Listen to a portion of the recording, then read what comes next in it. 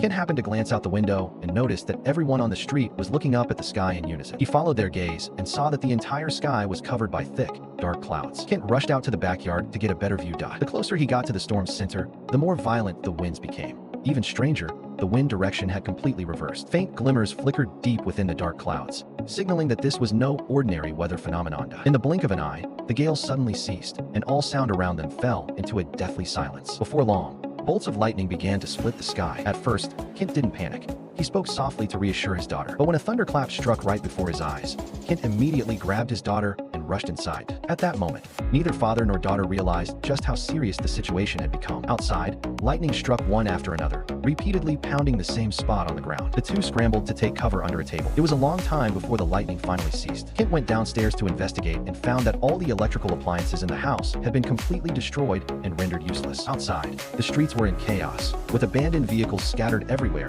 and people in a state of panic. He ran into his son Ethan, who was walking home. Ethan told him that near the church on Lincoln Street, the same spot had been struck by lightning 26 times in a row, blasting a huge crater into the ground. Kent told Ethan to go home immediately and look after his sister, then headed to Lincoln Street alone. When he arrived at the scene, the area around the crater was already packed with onlookers. Kent pushed his way through the crowd and saw that the massive hole was continuously spewing scalding steam. The scattered rocks around it had been melted by the extreme heat, turning into glass-like crystals. Suddenly, someone noticed the ground shaking. Before anyone could react, the earth began to crack outward from the center of the crater at a terrifying speed. Two police officers tried to evacuate the onlookers, but most people, unable to resist their curiosity, remained where they were to watch. The fissure continued to expand wildly.